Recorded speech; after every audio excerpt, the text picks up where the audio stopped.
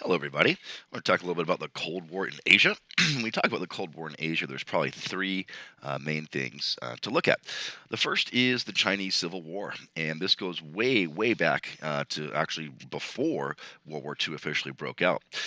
And before World War II broke out, the communists and the nationalists, and the U.S. was supporting the nationalists eventually, they were fighting, and World War II came along. The Japanese invaded. They temporarily stopped fighting each other, the Chinese nationalists and the Chinese communists, that is.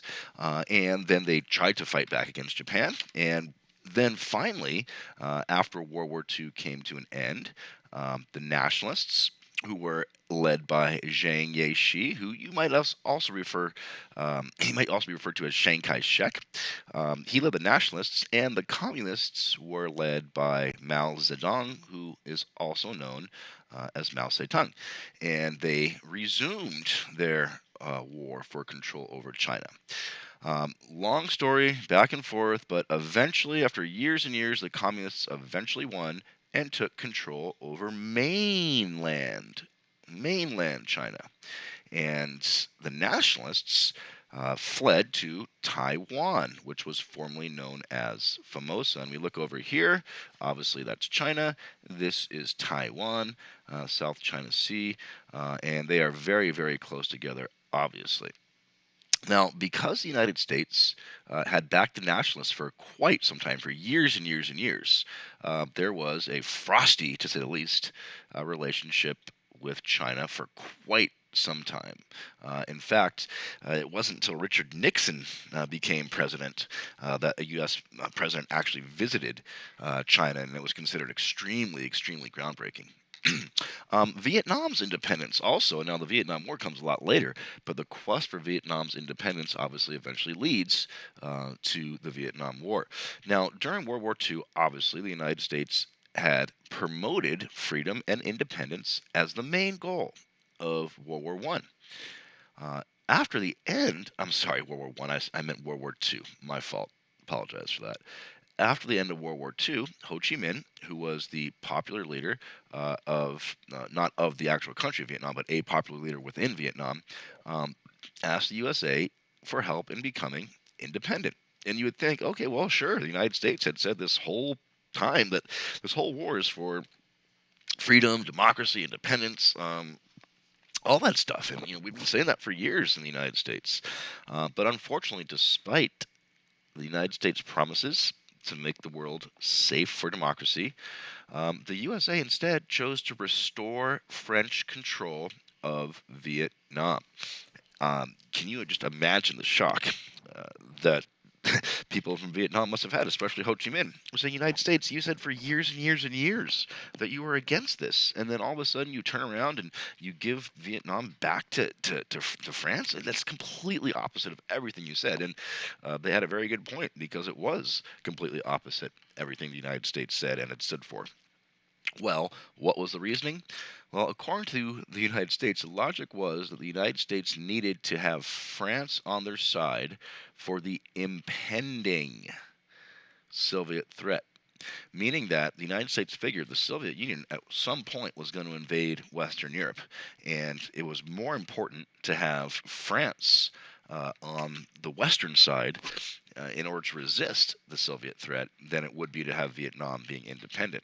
And so the United States reasoned that giving Vietnam independence might have risked French support when the impending Soviet invasion came.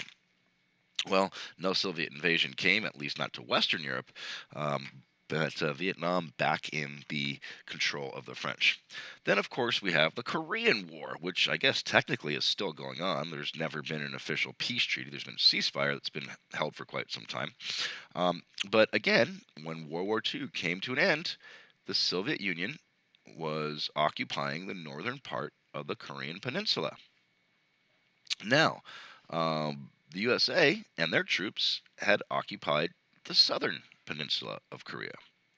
In the summer of 1950, the North, led by, and this is now the grandfather of Kim Jong Un, who's the current leader of North Korea, the grandfather, whose name was Kim Il sung, invaded the South by crossing the 38th parallel, and that started the Korean War. Korean War, as you see, here's the 30th. Whoops, 30th parallel goes right through there. Hey, get back. So the Korean War, after the invasion of the North, the United Nations, and not the United States. I mean, sure, it was technically the United Nations, but I think it was something about like 90% of the troops were from the United States. I think Britain certainly did help a little bit as well, and there were some South Korean troops as well. But the United Nations decided to take action, and the military force was led by World War II hero Douglas MacArthur and sent to Korea. Didn't go well at all, at least at first. At first, the North, they were able to dominate, pushing America and the South Korean troops all the way back into the southeastern portion of Korea, right around here. So at one point, this was all the area that the North, or I'm sorry, this around Busan was all the area that the South had controlled. The U.S. then led a very daring amphibious assault, landing behind enemy lines. So they landed right back, right around here or so. And the U.S. forces actually were very, very capable and able to to recapture lost land. And in fact, the U.S. forces kept pushing north, north, north, north into northern part of Korea, right up by the Yalu River. And once the U.S. forces made their way all the way to the Yalu River, which was the border between North Korea and China, China then became involved, sending 300,000 troops and pushing the U.S. led forces back to the 30th parallel. And that created the stalemate that we are at today. So there was some controversy at the Korean War as well. By 1951, both sides had, I say, settled. I mean, they weren't happy about it, but they say, okay, I guess it's gonna be a stalemate at the 30th parallel. There doesn't look like a lot either side can do. And MacArthur said, well, yes, there is. There's a lot we can do. MacArthur was a big advocate of an aggressive stance toward North Korea and China. He even said, at one point, let's use nuclear weapons. Let's nuke China if we have to. And then MacArthur also actively began to criticize Truman's approach to the war. And of course, Truman was still president. And as you know, Truman, being the commander in chief, was MacArthur's boss. Truman's, at least, perceived MacArthur's criticism was that Truman's was lack of commitment to defeating communism, because if you really were dead set on taking down and destroying communism, you wouldn't have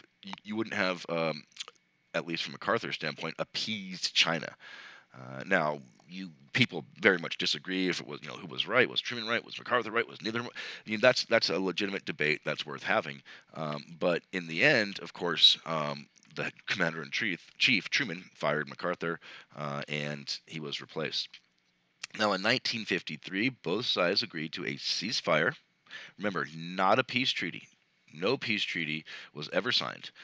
In the end, the U.S. lost over 54,000 troops, over 103,000 injured. Look at this. You say, well, where does this, animosity from the North Koreans towards the United States, where did it come from originally? About 2 million North Korean civilians died. That is an amazing number. 500,000 North Korean troops died. About 1 million Chinese troops died. This was an extremely costly war for both sides, but certainly much more costly for the Chinese and the North Koreans. All right, that's it. Thank you so much.